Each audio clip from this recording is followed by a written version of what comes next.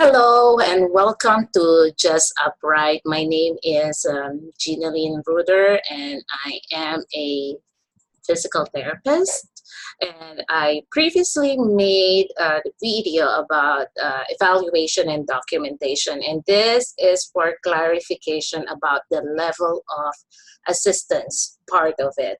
So it's very confusing about the level of assistance because in our evaluation, we have what we call the GG section, and then we have the assessment of the level of function that is not under the GG section. So what is the GG section? So this came from the Centers for Medicare and Medicaid Services website. The reference is at the end of the presentation, and I will put the links below on the description of this video also if you want to access it yourself. So from CMS, this is the coding section GG self-care and mobility activities. Okay, so this section is included in the admission and discharge that assess the self-care and mobility performance data elements. So the GG part of the evaluation or documentation is actually requirement for data collection of the Medicare. So it is a separate entity of set of self-care and mobility assessment and versus to the regular part of documentation that we just assess, for example, the balance of the patient, the ROM, the MMT. So there are items specifically needed for PT that is very different from OT and speech therapists. So each discipline has items that they need to assess and put the information about the level of assistance the patient need on those specific activities. So it depends where you are, what is your practice is for the items or the level of the activities that you needed to assess for your patient. It's different for PT, OT, and speech therapists. So basically, the GG coding is again for data collection of the Medicare for quality measures. So we're going to discuss the level of assistance under GG code, the old version, and then the new version of it, okay? So this is the old version. So the old version has complete independence, meaning the patient can do it on his own, safely, without modification, without assisted device, without aids, and within reasonable period of time. No assistance needed. When you say modified independence, it means the patient require assistive device or it takes more time than reasonable time for them to complete the task, but no assistance is needed.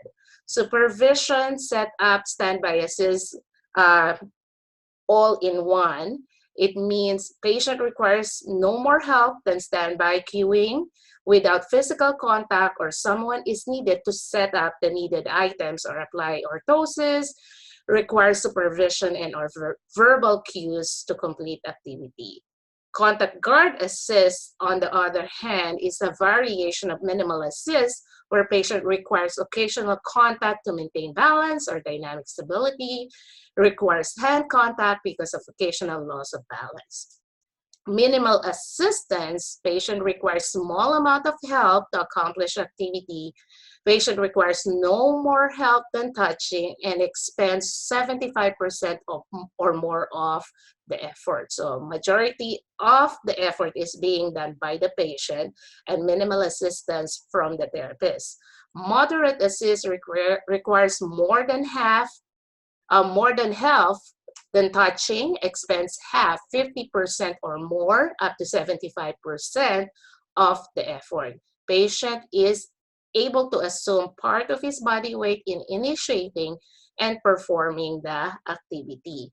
Maximal assist, patients contributes little or nothing toward execution of activity. Patient expends less than 50% of the effort, but at least 25%. So maximal assist is 25 to 50% of the effort coming from the patient. Total assistance, patient lacks the necessary strength or mental capacity to perform any part of the activity or performance is impractical. Patient expends less than 25% of the effort.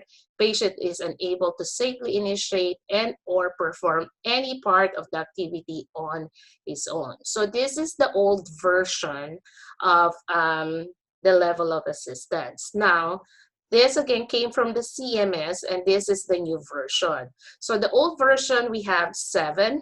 The new version, we have 6. So the 6 is independent. Patient resident safely completes the activity by him or herself with no assistance from helper.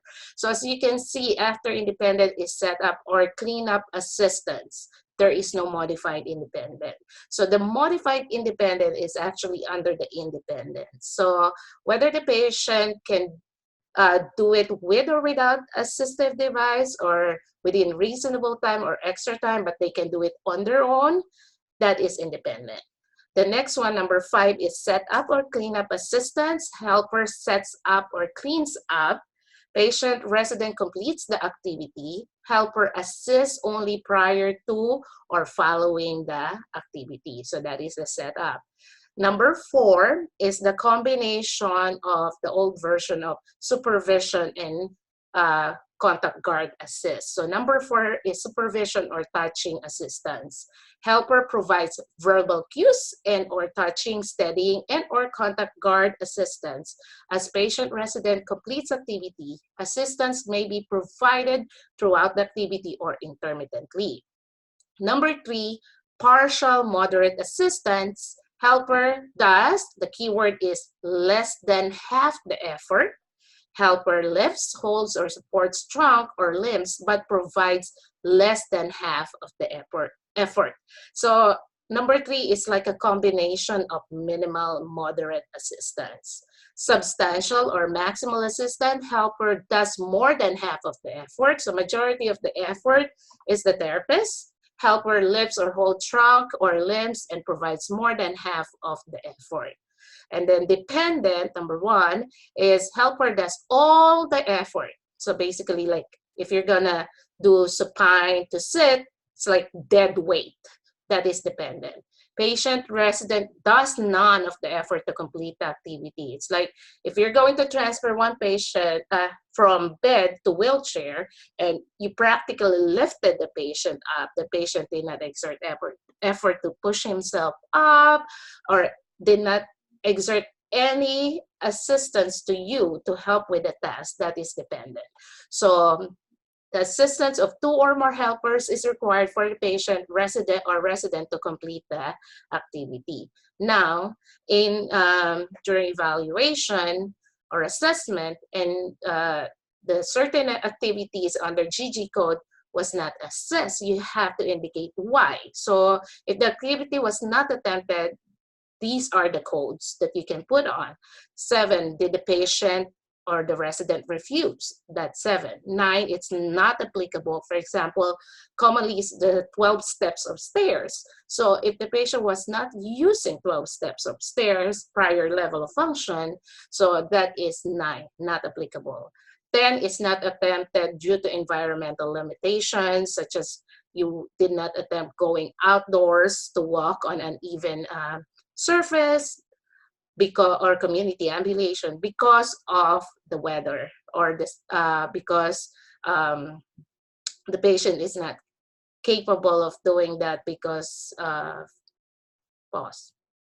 And then 88 is not attempted due to medical condition or safety concerns. So if you go to the CMS website, they will walk you through the decision making how to determine whether the patient is, this is kind of blurred, but again, I will put the link below so that you can access it yourself and you can look at it more clearly.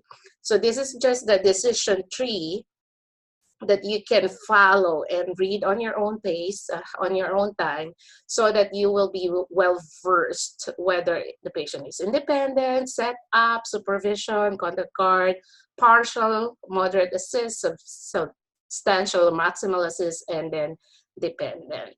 So the comparison for GG code level of assistance, old version and the new version is here. As you can see, the old version has complete independence and modified independence. You cannot see any modified independence here because it's under independence, okay? Supervision or setup is actually separated here in the new version. So setup or cleanup assistance in the new version is a separate entity. And then supervision or touching assistance is just like the combination of supervision and contact guard assist from the old version. Minimal and moderate assist is like combined here in the new version, partial or moderate assistance. Maximal assistance is here, case of maximal or maximal assistance. So just a review, if it is less than half of the effort, it is partial or moderate assist. If the therapist is exerting more than half of the effort to complete the activity, it is submaximal or maximal assistance. And then old version is total assistance, new version is dependent. So if the activity is not attempted, you have to again state the reason why. Did the patient refuse? Is it not applicable for the patient?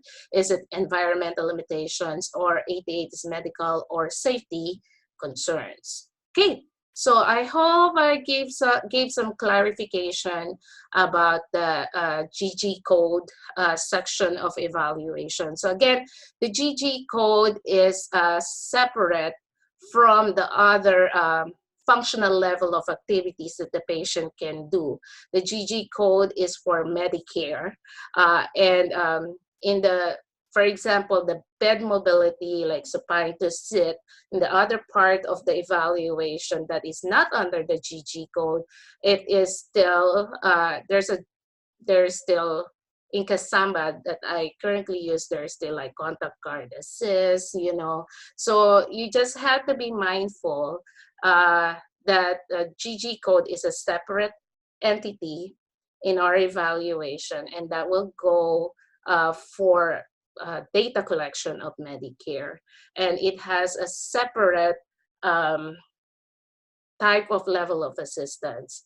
But if you look at if you go to the goal setting, short-term, long-term goal, and you can still see like the contact card assist, you know, it's still separated from supervision, standby assist. So I would highly recommend that you talk to your rehab director and study the current documentation system that you have in your software, whatever documentation system you're using, and see for yourself the changes that happen. Some clinics are still in transition about this level of assistance. So I think that's where the confusion starts, you know, because there's a GG code section and there is a section that's separate from the GG code items that you still need to assess as a functional level of function, current functional level of the patient.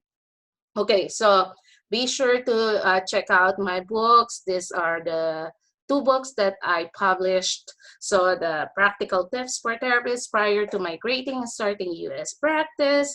And then another one is PT Path to US, Foreign Trained Physical Therapist Step-by-Step Guide to United States Application. So these books are available at Amazon, both Kindle and the soft cover copy of the books. So I also have a website that just upright.us for coaching to improve balance, posture, decrease fall risk, and mentorship program for other therapists who wants to improve their confidence and confidence in their practice. You can email me at justuprightllc@gmail.com. Don't forget to like and subscribe, and leave a comment for other videos that you want me to cover in this channel. And I thank you for your support, and stay blessed. These are the references, and I will put this down at the bottom section of this video in the description. Okay, thank you for watching. Stay blessed.